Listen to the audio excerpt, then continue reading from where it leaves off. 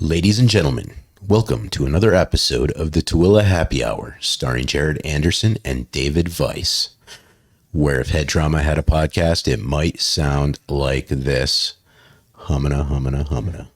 Yeah. Right, Jared? So today's guest is, well, you're looking at him. It's us. Yeah. We're going to do the news today. We got a few good stories. Some new ones to me. I haven't heard some of these news highlights, so Jared's going to fill me in, and I'll probably have my opinion. But here we go. Let's kick it off. What's the first story, Jared? So Marjorie Taylor Greene 2 weeks ago, maybe 3 weeks ago now, said on Twitter, she mentioned national divorce. Now, she's not the first person to say it. Of course, there's been multiple left-wing comedians who said it. Sarah Silverman said it, but she is a congresswoman. She is a favorite target of left-wing media. So that made it a national story all last week and the week before.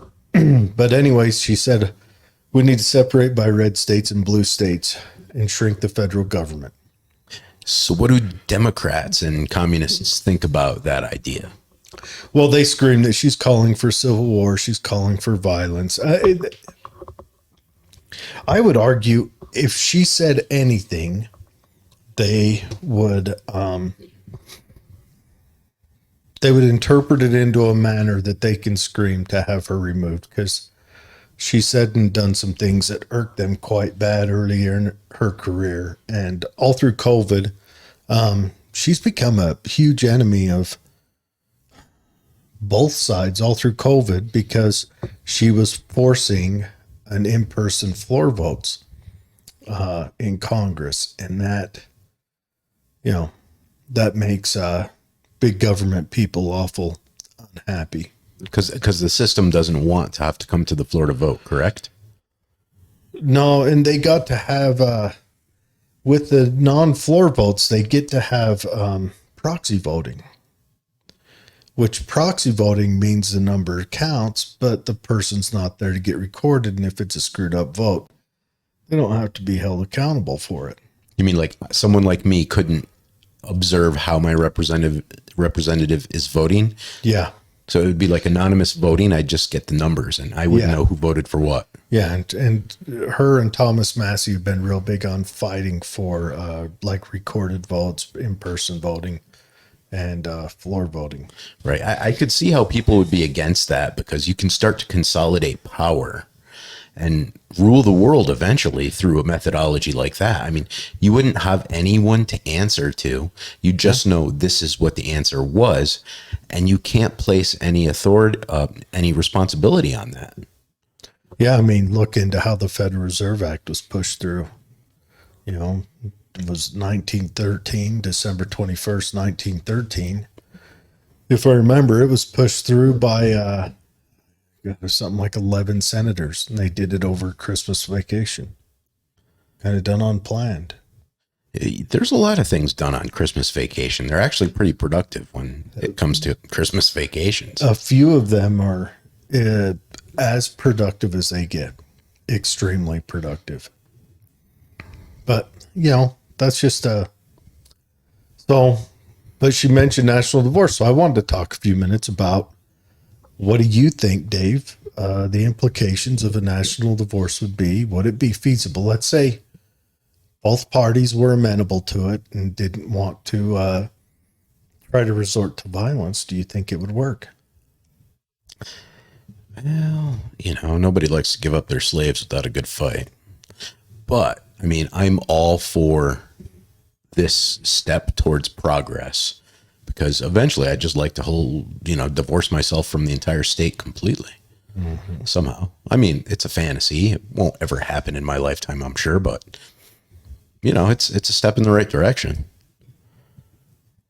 Yeah. I wonder how it would work, because like even here in Utah, we're considered a red state, but we still have a belt of blue that runs down the middle of the north. Yeah, the division of territory into And then states. And, how would like New York, your home country, be?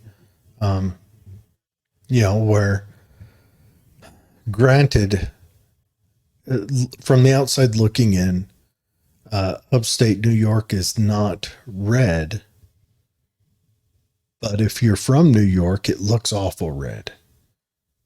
yeah, I mean, you have Albany in upstate New York and some bigger cities, but Yeah, you have the seat of the state up there, but I mean, the majority of New York is rather, I would say, purple at least. But yeah, how would you split that up? So those people would still be held hostage, and the people from Salt Lake would be held hostage here. I mean, I don't know how this would work. I mean, she doesn't provide any mechanics on the way the infrastructure would function. She just says we need a national divorce, right? That's pretty much what she said. Yeah. I mean, she's just venting, and we do this to AOC a lot. We look at things that she says and make her out to look crazy.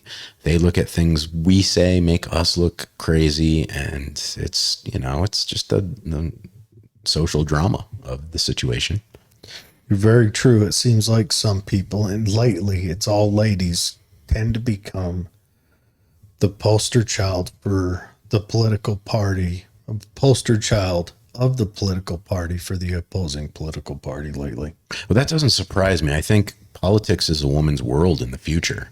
I don't think like maybe right now there's more male representatives than female representatives, but if you look at the proportions of how staff is made up for all these representatives, you're going to find that females dominate the field.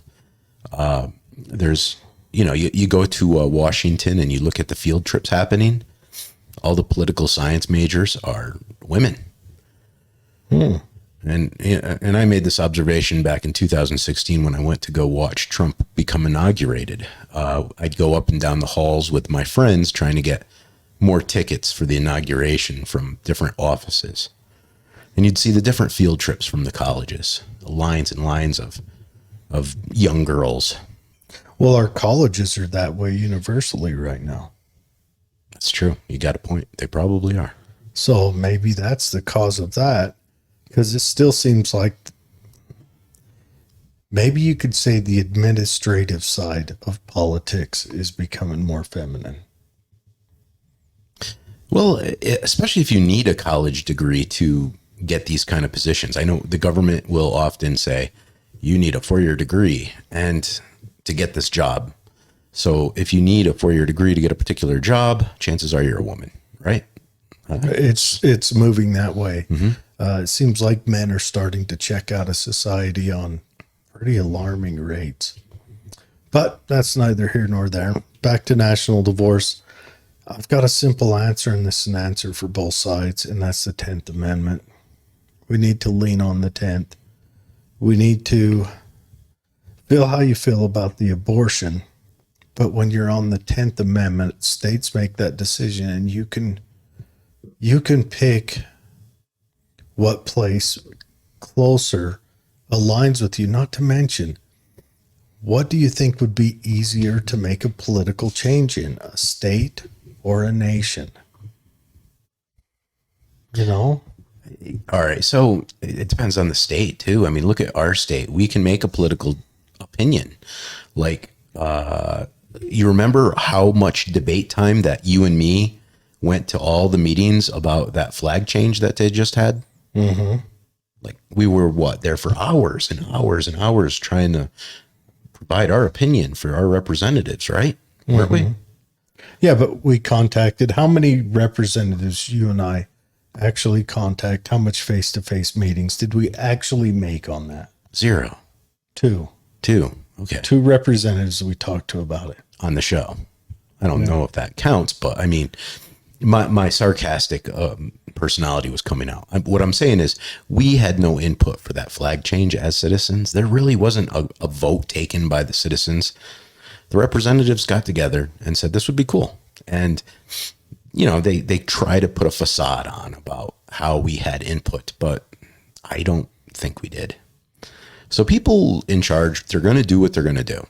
If you say marijuana should be legalized as a society, Now that is, you know, okay, that's one in Utah where a majority of the populace voted. And I think when it comes to these objects of vice, I think Utah gets to hide behind a religious majority. And that's where I think it's wrong. But I mean, look at what the Free State Project has done in New Hampshire. They took a hard blue state and turned it goldish. But now they have open carry. They have shall issue concealed carry permits. Are their gun rights as good as ours? Yeah, pretty close. Really? And that's in New Hampshire. Now, granted, Vermont traditionally was the gun state of the United States. I know, everyone hold your breath on that one, but Vermont was, but that's just because Vermont never had enough issues that they ever laid down any gun laws. It was just never it was never thought about in Vermont.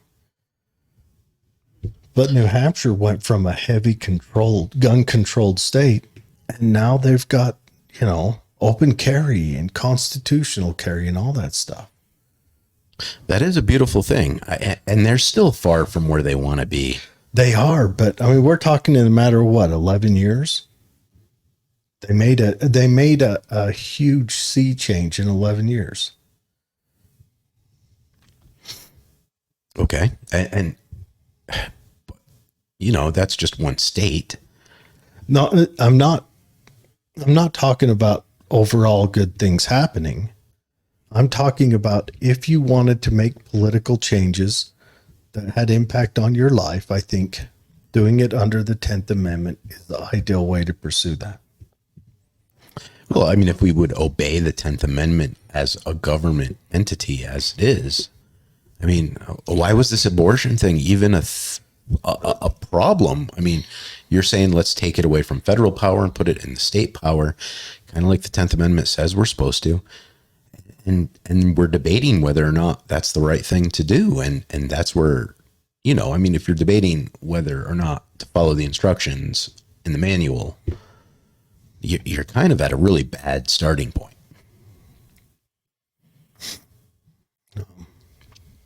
I'm just saying, instead of a national divorce, I think we could, this is coming out of my mouth, folks, keep the nation together. But if we just leaned on the 10th Amendment, then, I think that would give us a much better chance. Would that prevent California from using our funds to project their power, to enhance their wealth and continue on with their debt? I don't know. I guess if states got together and argued these points as states instead of the feds leaning that out, because right now the feds hold us hostage with all these organizations that are federal organizations. Why are our schools falling to shit? Because they're represented on the federal level. And when George W. Bush comes out with the dog shit program, that dog shit program gets spread through the whole nation instead of just being restricted to one state. You're referring to the Department of Education being the overall federal government entity that it is. Yeah. They hold the states hostage. They come to the state education boards and they say, hey, look, we've got a check with all these commas and zeros on it. You just got to do what we say and we'll write your name on it.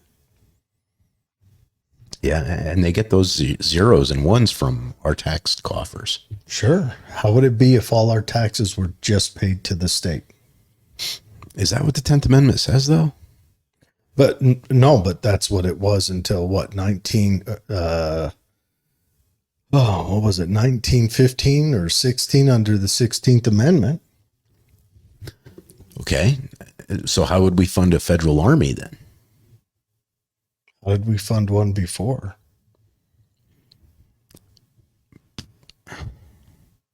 I don't think we effectively did. Well, we have tariffs, or we can do like they did, up through the Spanish American War, and states levied military. How did that work? Oh, well, the first Massachusetts did rather well in Gettysburg. Yeah, I don't know if today's modern military threats would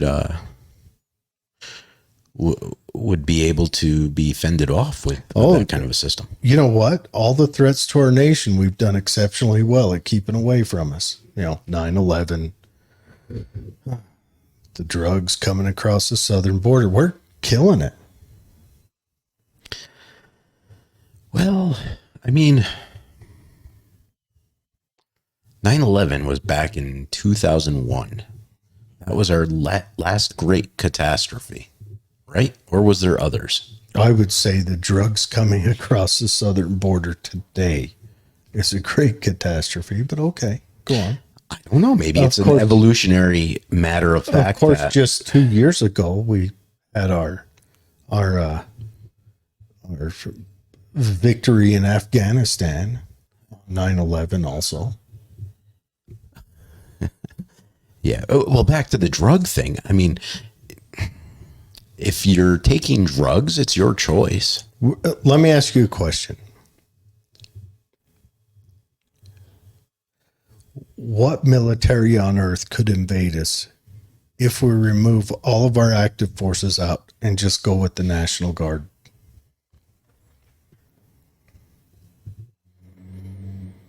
I don't think they'd have to invade us. I mean, what would they want with us?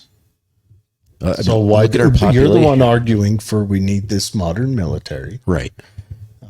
Military is there under the Department of Defense. So we got to keep the Arabs giving us oil. We got to get our heavy metals and rare earth metals. So we have to influence countries to do that. And that takes military power. I mean, you can't get your resources the way you want to get them if you don't use military power. Do you think the Saudis give us oil because of a threat or because of a promise? I'm sure there's a carrot and a stick somewhere involved. Maybe. But, I mean, there's nothing difference between today and when the Romans ran the empire. It's still the same old human element that we are working with here. So, I mean, we can't even preach the non-aggression principle in school, and the idea of owning our own guns in home it's repulsive to some people. So, I mean, society has a ways to go before I think they're even mentally evolved to divorce themselves from this drip drip government system we're on, unfortunately. But I know as long as I'm alive, I still want to be the top dog in the theater, or at least belong to the club that is the top dog, which means we still have to have a powerful military.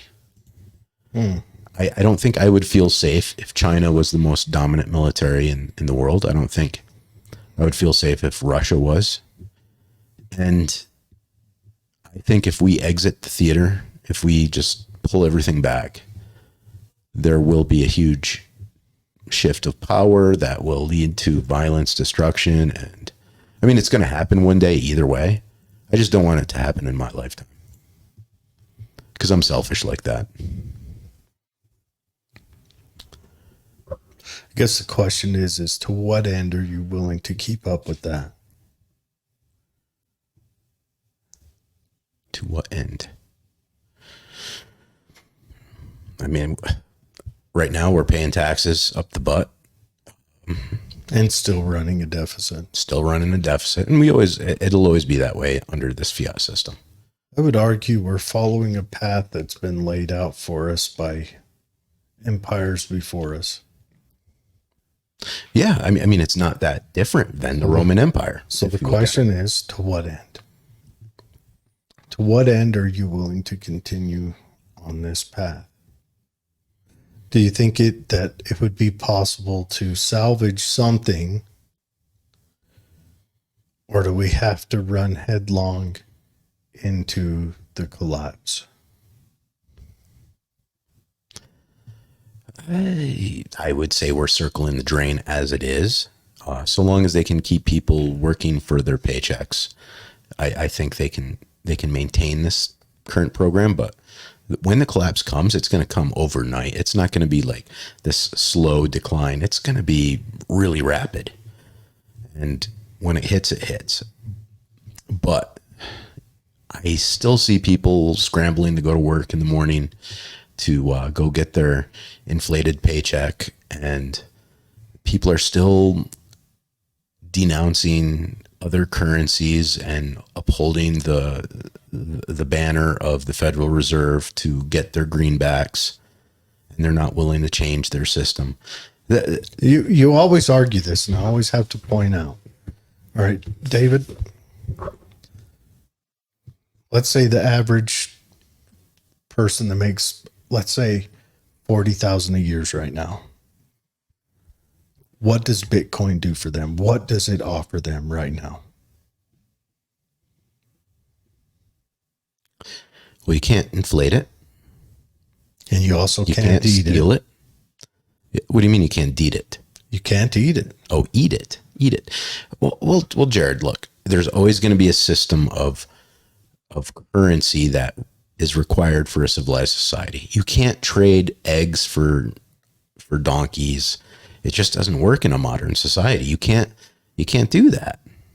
What I'm saying right now is you always argue. I think you come from a point of, and no offense, but kind of arrogance and looking down your nose at people. Mm-hmm. The average person can't jump into Bitcoin. The average person doesn't have spare money to invest into Bitcoin. The average person doesn't have $500 in their bank. It isn't about having money to invest. Hold on, Dave. They can't buy food with it right now. And until you can buy food with the fucking thing, there's no reason to get the fucking thing.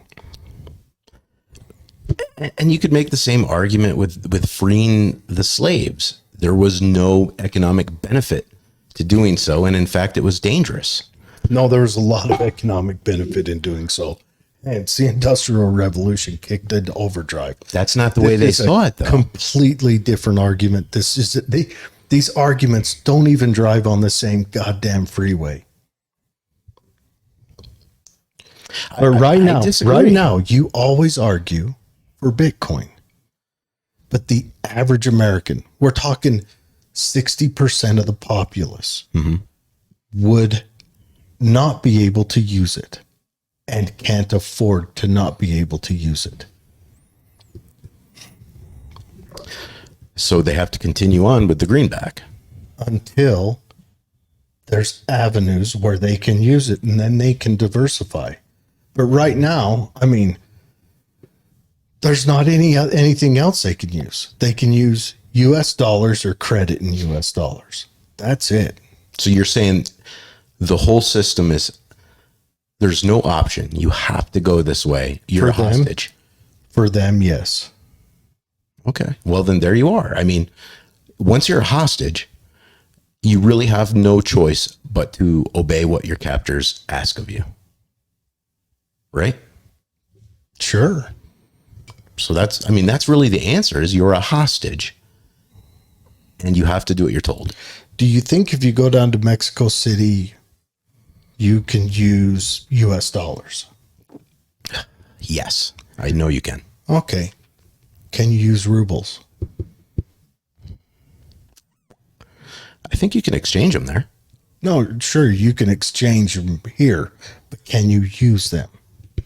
When I say use them, I mean go to a point of sale and use them. It's a good question. I don't think so. I would bet my money you couldn't. Yeah, but why do you think you can use US dollars?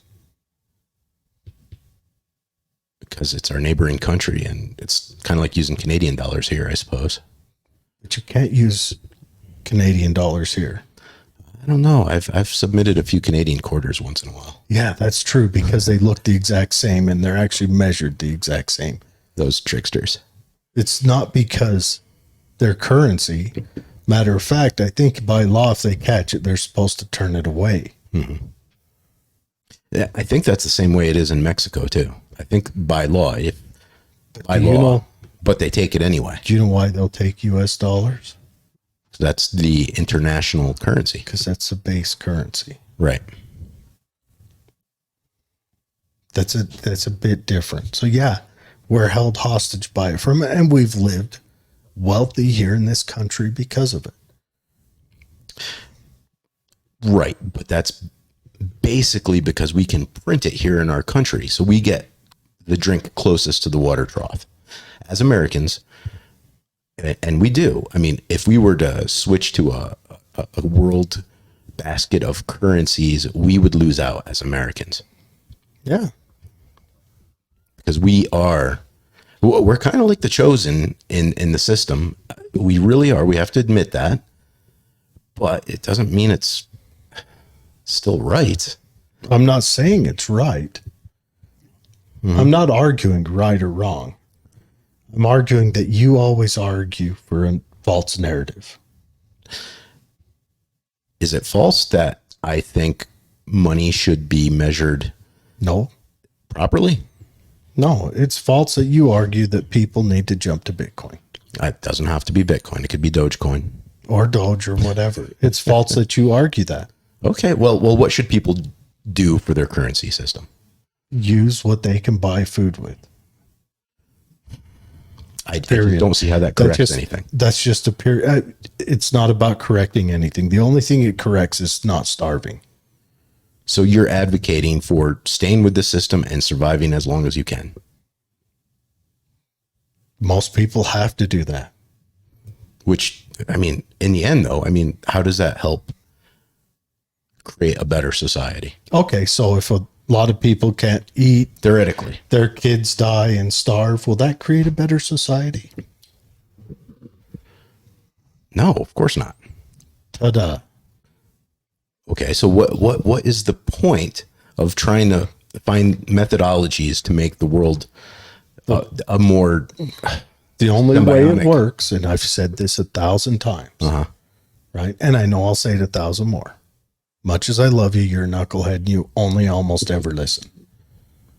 Until we get points of sale to start accepting it here, it's a moot point. I would say there's lots of points of sale. Name one. Sure, you can buy Amazon.com gift cards with Bitcoin. Sure. So there's ways to do it. So I can buy an Amazon.com gift card. And then I can go on Amazon and I can, buy Whole Foods off Amazon, something that's out of my price point if I make under $30,000 a year anyway. Hey, look, you asked for a point of sale. I gave you one. But Point of sales that I concern myself with is shelter, utilities, and food. and probably your entryways into the marketplace don't accept Bitcoin. So I totally get it. You're like, okay, I have to use the fiat currency, but you're asking me questions theoretically like, if we divide the country between red and blue, are we going to be better off? Yeah, I think we would. What else could we do to better ourselves as a society? I actually don't know if we would if we divided the country between red and blue. Why? I think there's too much crossover, too many entrapped areas. I think we share too much. We don't have a diversified electric grid, rail grid, things like that. Why do you think that is? Why do we not have a diversified grid? Because everyone's putting up windmills, solar power, all this other stuff right now. Yeah, those things only they provide less than 2% of the power of the nation. Yeah. Well, I think the reason our grids are mixed and mingled is because that was probably the cheapest, most efficient way to build it with the materials and knowledge available at the time it was built. right. I mean, they had the outcome of getting you electricity. They didn't care whether or not it was segregated electricity. They just wanted to get you electricity and charge you. Yeah. It was the cheapest, most efficient way to do it. And in the end, though, I mean, the system is, again, like you have to buy your electricity with fiat currency. You have to. I mean, it's the law. The weird thing is, you can buy your cell phone coverage through AT&T with Bitcoin. Okay, so there's one cell phone provider. I don't know if there's any electrical providers though. Now, I'm kind of curious to think there has to be at least one, I'm sure. How about water? Yeah, your water bill? I would say electrical is less important than water. And I would say water is less important than shelter. And shelter is less important than food. You think shelter's less important than water, you said? Well, I actually think water is more important than shelter is if you're in a drastic situation, but water is kind of universally delivered right now. Yeah, I think everywhere the government kind of controls the water systems. So, I mean, you got to do what they say if you want to get your running water. Sure, but And there's really no way around the system. You have to be in the system to some degree. that's what I'm saying. I'm arguing that I love Bitcoin. It's just not feasible. It doesn't replace anything. Yeah, and my argument is this is the same attitude that 200 years ago we had with human slavery. Not even close. Well, I don't know. It seems like we're held hostage by these fiat currencies, and I wouldn't know what other way to explain it. I don't know if it's, I mean, yeah, sure, we're held hostage by fiat currencies, but, could Walmart tomorrow say, we're going to accept one of the cryptos? It could, but I don't think it would benefit from that. Yeah, sure. How much benefit in the current government system does Walmart absorb through its influence? I mean, it's a give and take. I think Walmart is as close to a monopoly as exists, and Walmart has the political pressure to absorb anything like that.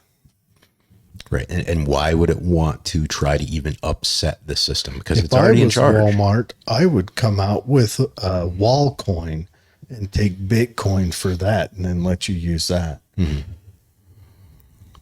Yeah, I don't know if it would benefit Walmart more than its current political power, because they buy the congressman, and you got to keep the congressman happy, man. You can't give him too many waves or else his ship will tip.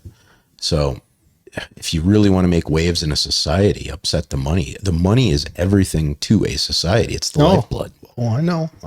People starve to death if their money goes bad. I was just saying that to you a second ago.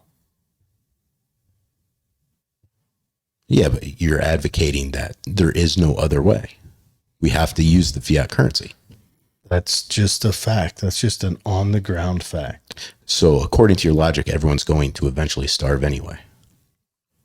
Because our fiat currency is, I don't know, it's like the past month, my food bill has doubled. How sustainable is that? I don't know. 4 more years of Joe Biden and I'll be quadrupling my food bill.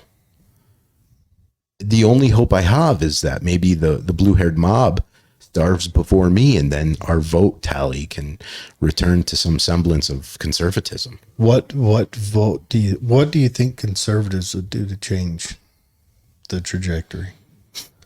Yeah, good point. I think our economy, be it good or evil, runs better under a conservative. What are some of the pressures? What are some of the pressures on our food economy right now? Well, I can tell you about my food economy. my house. What do you think's causing these prices? Inflation. Okay. We're printing a lot of money. There's no voice that you or I have towards how much money they print. I can't even really tell you how the federal government prints money for real. I mean, you can get that word salad answer of how the federal government and Federal Reserve functions, but it's got probably a lot of corruption involved with that doesn't come out on the WikiLeaks channel. So I'm going to say that there's probably no clear answer to how any of these economies work. It's all muscle power. It's run by the military might that a country has. And if we were to pull our country back and lose that military might and influence, I know for a fact America would suffer financially. You know what? Here's to feed your argument to you. That would be the quickest way to get a cryptocurrency or multiple cryptocurrencies to become the basis of the United States markets. If we pulled all our military might back into the United States, or maybe made the military smaller, maybe made it a defensive military. But anyways, I don't disagree with you there. But I mean, we already are under laws that prevent us from first strike anyway. So we don't need a first strike. Who would our threat be? I think a combined China and Russia would be very threatening. A combined. I mean, they would have to actually get along and shake hands and stuff. All right. Russia's going gangbusters their first year in Ukraine. China couldn't feed a fucking platoon across the Pacific Ocean. Neither of them have logistics to support any overseas adventures. I don't know. I hear that a lot, Jared, but I've seen it with Chinese my own eyes. million fleet of 30-foot fishing boats. Just I've seen it with my own running eyes. back and forth, hauling Chinese MREs to their forces granted, they would have an easy foothold in San Francisco, right? Well, they think they would until, they lose 10% of their forces to stepped on AIDS riddled needles. The other 10% starts questioning their sexuality because one, there ain't no women in goddamn China for them. Two, all these boys over here that, they kind of look like women. Yeah. Again, though, there's nothing to conquer in America. I mean, we're all fat and lazy. Let's face it. We're the dreamland. We're the dreamland of the world. The best thing that they could accomplish is they destroy the Federal Reserve and they become their own world Federal Reserve. And they take that chess piece. We're the dream. We're the best geographical piece of land in the world. Everything needed is provided between these two oceans. Do you think we have the heavy metal resources to produce the batteries that? Oh yeah. Yeah. Hands down. Okay. Everything is produced here. And anybody who studies this says when the global collapse happens, because that's the predicted model, that we're not going to collapse by ourselves, that the collapse is going to be global and it's not even going to start here. But when it happens, we're going to fare the best because who else has it?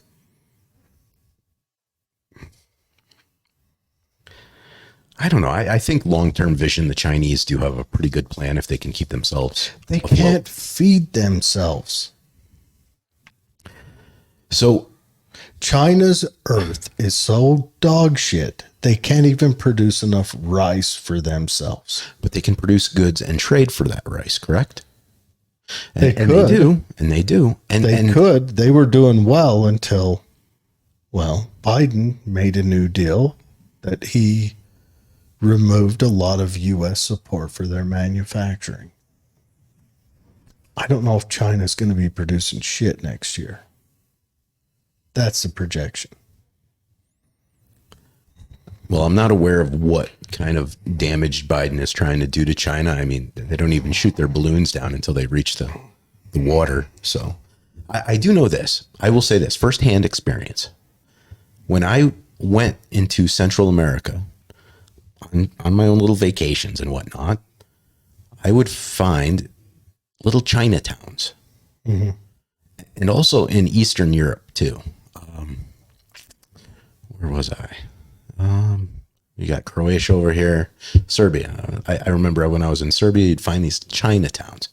And it's almost like they have their own systems in these Chinatowns. And it's almost like colonies, I guess, would be the way to put it. Yeah, you're probably right. That's been going on forever. It's been happening here since the 1800s.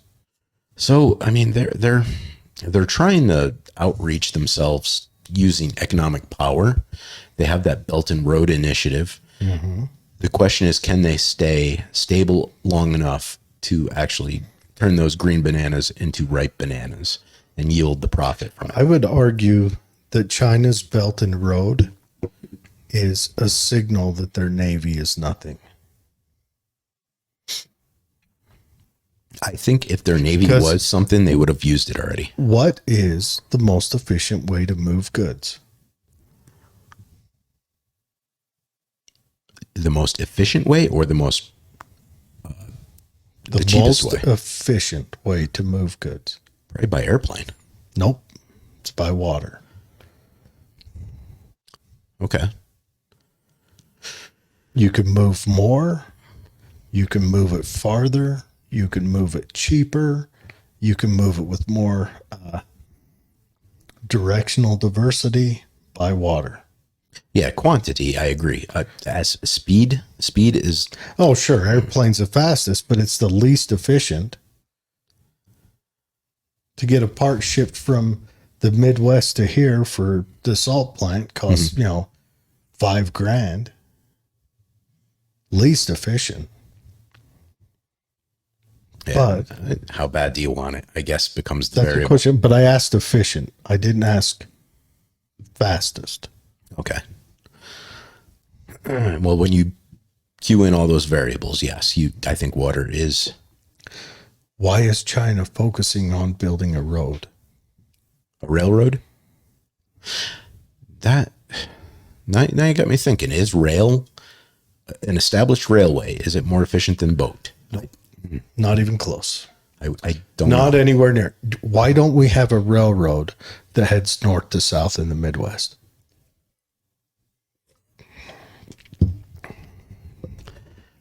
We do have a pretty robust road system for trucks. We have the Mississippi River. That's why we don't. Okay. Well, I do know America has one of the most robust road systems for vehicles. Sure. And truck transportation as well. So Sure. I don't know if China has anything like that. I think Russia and China, they move most everything by rail. Anyways, we've beleaguered this point to no end. Do you remember Sam Brinton? Our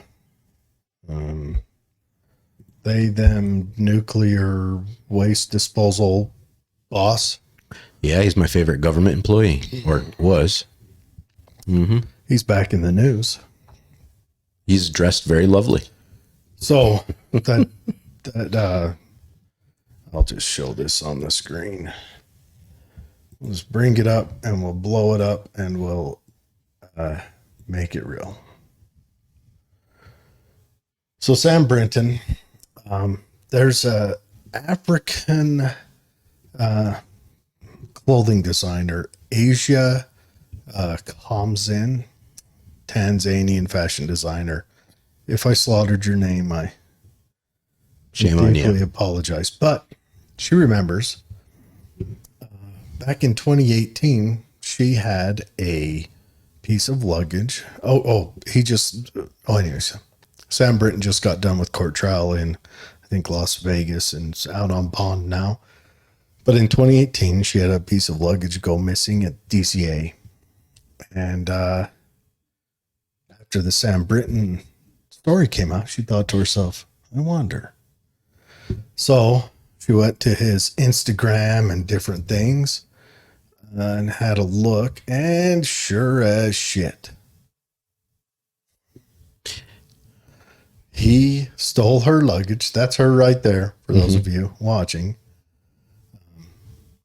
There is her dress in a modeling debut. Very somewhere. fashionable. Very fashionable. Yeah, it kind of, and it's a lovely dress, kind of an international looking dress. I mean, you could probably fit in wearing that dress anywhere, I would think. And sure is, I think he's got multiple mental issues cruising around at the same time. I think he's got a kleptomania. I think obviously has like a gynophilia thing. I keep saying he. I apologize, Sam. I think they, them has gynophilia. I think they, them has a rush when they steal something and then wear it in public, because that's what they, them keep doing. Right. It's a display of power. Power, or look what I can do, and you Yeah. can do nothing about it. yeah. So, yeah, there he is. I mean, a guy who usually dresses as a woman and makes the statement about it usually has a mental disorder. I'm sorry if this offends. No, I'm not sorry. I don't want to lie to anybody. Look, the fact is, this guy has a mental disorder because of who he is. I mean, all these cross-dressers are usually mentally broken somehow. I'll tell you what. They, them matches the mustache and the lipstick well. And I'm so sorry for saying this, but if we ever do make a show about they, them, Matt Damon has to play they, them. Dear God, you're right. That is Matt Damon, maybe a Wahlberg brother, one of the Wahlbergs, but Definitely Matt Damon. so she's called the police and maybe charges to follow. But this goes to a further point of mine. This is the best thing that could happen to her career. Joe Biden's, or I should say, the progressive leanings of the Democrat Party has leaned into trying to uplift those that they see as been held down. And in some cases that might be justified, but I don't think that uplifting people that has visible mental issues should be in that repertoire. So you're telling me, like, I'm sorry, but most of people in Joe Biden's party has some, from my perspective, mental issues, or anger issues. I mean, there's some torn up people. Well, what I'm saying is, if they, them, Brinton, what would you use instead of Mr. Brinton or Mrs. Brinton on they, them, Brinton? Zer Brinton. If Sam wanted to display wearing dresses in the privacy of their own home, I think that's perfectly acceptable. But if they're wearing it out in public, that shows that they have a proclivity to force their issues into your face, which means that there's two issues there. There's the dress wearing and also the wanting to shock people around them issue. And I don't think I'd want them anywhere that has to carry a security clearance tied to defense. Or nuclear weaponry or Yeah. anything like that. Defense. No offense to any of my fellow veterans, but we've got a lot of military members that are transitioning. And I think the first openly transgender military officer, 3 months ago, got arrested for selling secrets. Why, when they have a mental issue, are we putting them in sensitive areas like that? And you know what? It's strange that you asked that question. I was thinking to myself yesterday, I'm watching this show about the anthrax mail bomber. And he had a lot of issues that like would not normally get past a surety program for the United States military nowadays. But at least I hope. But yeah, it seems like this department is totally ignorant to the fact that these people are mental, and they're willing to just give them these high position jobs to break the glass ceiling and not care about the ramifications that could come afterwards. I think it's a statement completely. It's not objective driven, but subjective driven. Yeah, well, again, crazy is crazy, and I just can't even wrap my mind around the half of America that voted for Joe Biden and I think went in they that direction. voted against Donald Trump. It's possible. I don't know one person who's satisfied with Joe Biden. I think they all voted against Donald Trump. And Donald Trump has a lot of things to answer for. Yeah, I mean, you can't get to that position without being some sort of a narcissist. No, I think while he's in that position, he has a lot of things to answer for. Oh, well, yeah, like all the gun laws and stupid stuff like that. Sure. COVID. I'm still of the party that says Donald Trump did not make COVID. I don't think he did. But he responded to it. Yeah, yeah. He kept Fauci in there. Well, I mean, did we know Fauci was the freaking terror of society that we know now today? Everyone was saying that at the time. I know I was. I maybe I gave him the benefit of the doubt in the beginning. I did not. I did not. The minute he come out and said, don't wear masks, wear masks. Oh yeah, lockdown, everyone stay in your house. And just kept correcting himself. And then the cover up that him and all those guys from the NIH and EcoHealth Alliance, all that's out in the open now.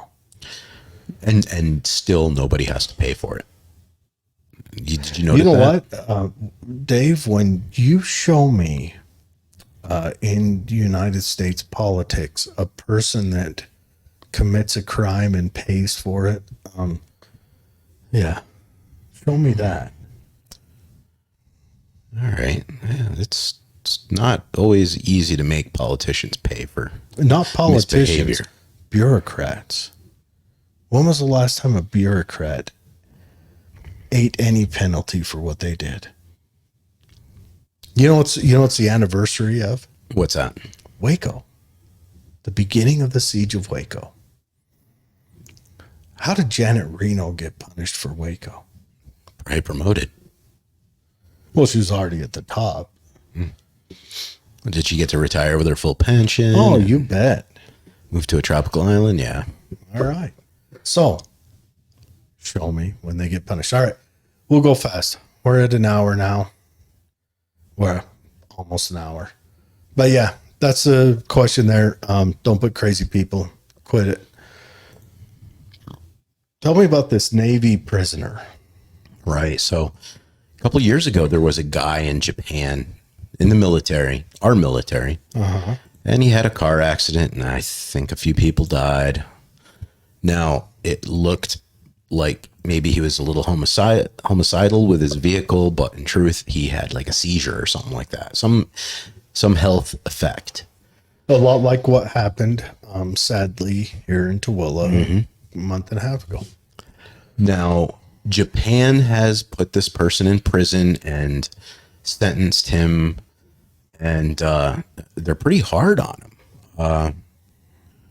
So he's serving time in Japan, and I guess they torture him a little bit, and it's they have Asian standards and we have American standards of how we treat prisoners, and it's different. Okay.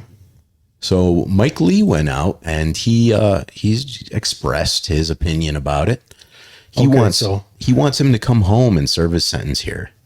Not an unrealistic request. Okay, so Japan had looks like they made an agreement to transfer Lieutenant O'Connor to U.S. custody, and then Japan reneged on it. Let's go back up and okay, and it's Mike Lee speaking out, our senator. He took to the Senate floor Wednesday on behalf of Navy officer imprisoned in Japan and to accuse its government of backtracking on a deal for the sailor's release. What was the deal? I'm wondering what the trade was. It was something where he had to do his sentence here in America.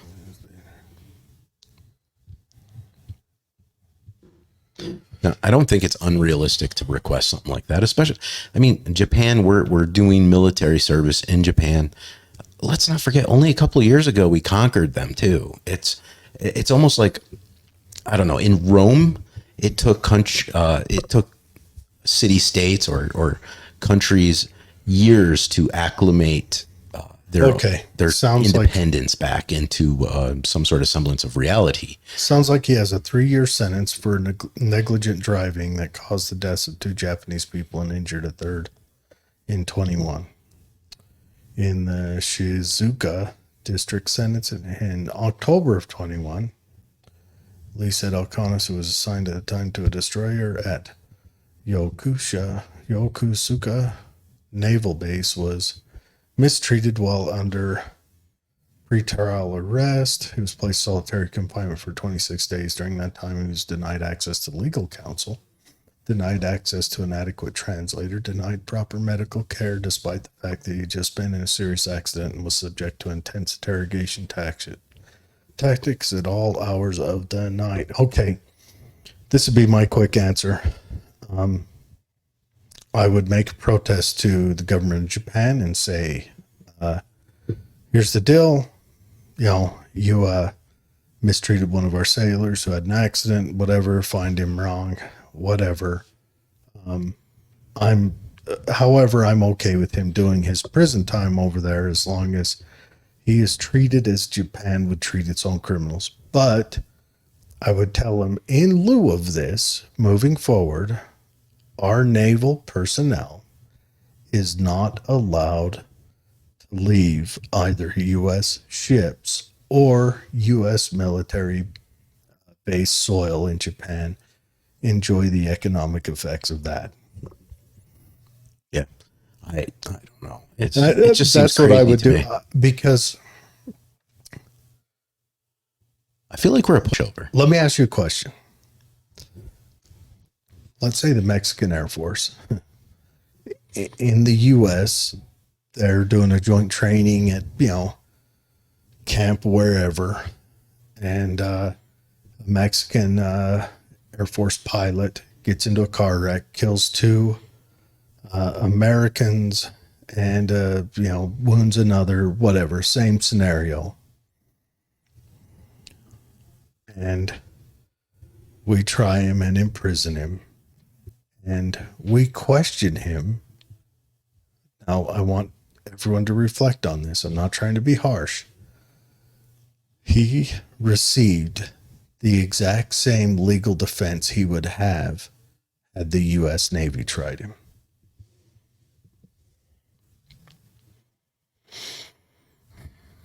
I am pretty sure that if we had a public trial for a national from another country at this, we still wouldn't torture him at night. Yeah, I would like to know what the torture was. They said subjected to intense interrogation tactics at all hours of the night.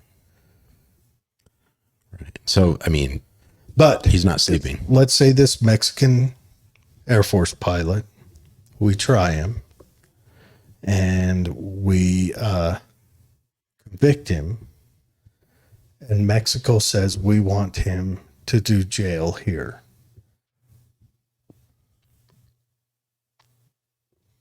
Okay. I mean, it doesn't sound unreasonable. Would you send him back to Mexico to serve? Or would you want to make sure he served in your jail? Make sure he did the time. Now, granted, them wanting him to serve there is not anything to do with rehabilitation. It's just complete, punishment. Right. They want to make an example out of him to show their people, hey, look, we still have power That's over right. America somehow.